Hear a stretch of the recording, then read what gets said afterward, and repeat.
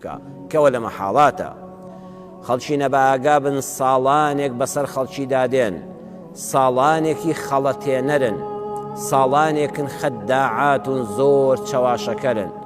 واتە زمانێک بەسەر خەڵکی دادێ بار و زروفێک دێتە پێشەوە، ئەو بار و زروفە ئەو بار و دۆخە ئەو ساڵانە خەداعاتون بەڕاستی خەڵکی چەواشەکراون، بەڕاستی خەڵکی سەریان لێ دەشێوێ. بەهۆی چیەوە خەڵک سەری لێ دەشێوێ؟ یصدق فیها الکاذب، هەمیشە درۆزن بە درۆزن ناسراوە، بەوە جیاکراوەتەوە لە خەڵکی کە قسەی ڕاستی لێ نابیسترێ. پێغەمبەری خوا صلی الله عليه وسلم فەرمووی لەو ساڵە چەواشەکاریانەدا یصدق فیها الکاذب، کەسێک کە پیشەی درۆزن نییە لە ناو خەڵکا بەڕازگۆ دەناسرێ، خەڵک بڕوا بە قسەکانی ئەو درۆز نەدەکا. بەڵام ویکەذب فیها الصادق، کەسێک کە ڕازگۆیە هیچ خلافێک لە وعد و بەڵێن و قسەیدانە خەڵک متمانەی پێ ناکە، خەڵک گوێی بۆ ناگرێ و قسە ڕازگۆکانی ئەو بەدرۆ دەزانێ بە پێچەوانەوە.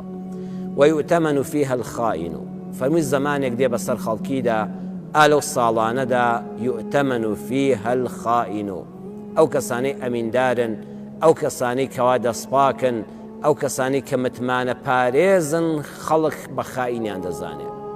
ويخون فيها الأمين، ئەو کەسانەش کەوا ئەمیندارن کە بەڕێزن کە چاکن، ئەو کەسانە بە خائین دەزاندرێن بە پێچەوانەشەوە ئەو کەسانی کە ناپاکن، کە دەستپیسن، کە گەندەڵن، کەوا وعدیان درۆیە خەڵک بڕوایان پێ دەکا، خەڵک بە ئەمیندار و جێگەی متمانی خۆیان دەزانێ. فەرمووی وەیەنتیق فیها الڕوەیبیضة، ناکەس بەچە قسە دەکا بە ناوی خەڵکەوە. وترای پێغەمبەری خوا ڕوەیبیضە مەبەستن لە چییە؟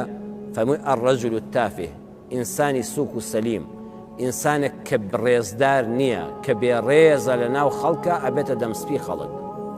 لە لەفظێکا فەرمووی الرەجل السەفیه یەتەکەلەم فی ئەمری العامە، فەرمووی ئینسانی کەم عەقڵ قسە لە بارودۆخی گشتیدا دەکا، کەسێکە نە پسپۆڕی هەیە، نە شەهادەی هەیە، نە زانستی بواری ئەو بوارەی پێیە، لە بواری گشتی وڵاتدا دەست دەکا بە قسەکردن و لێدوان و تەحلیلات و لێکدانەوە و بۆچوون و کاتێکەوە سەیریشی دەکەی عەقڵی کامڵ نییە، سەفیهە. پێغەمبەری خوا صلی الله عليه وسلم فەرمووی ئەو کاتە خەڵک بەڕاستی متمانەی بە هیچ نامێنێ، هەر ڕۆژە باسێک دەبیستێ، هەر ڕۆژە قسەیەک دەبیستێ، هەر ڕۆژە لێدوانێک دەبیستێ، هەر یەک دەنگ و باسە، یەک بابەتە، هەر یەکە بە ئارەزووی خۆی شیکاری بۆ دەکا. ئەو خەڵکەش لە ڕێی تیڤیەوە هەمووی دەبینێ، لە ڕێی سۆشیال میدیاوە هەمووی دەبینێ. والله وای لێدێ نازانێ متمانە بە کامیان بکە، کامە ڕاستە و کامە درۆیە، وای لێدێ وا چەواشە دەبێ خەڵکی ئەو ناسانە ئەو خەڵکانی ئەو سەردەمە. پێغەمبەری خوا صلی الله عليه وسلم فەرمووی درۆزنیان لێ دەبێ بە ڕازگۆ، ڕازگۆیان لێ دەبێ بە درۆزن، خائینیان لێ دەبێ بە ئەمین، ئەمینیان لێ دەبێ بە خائین.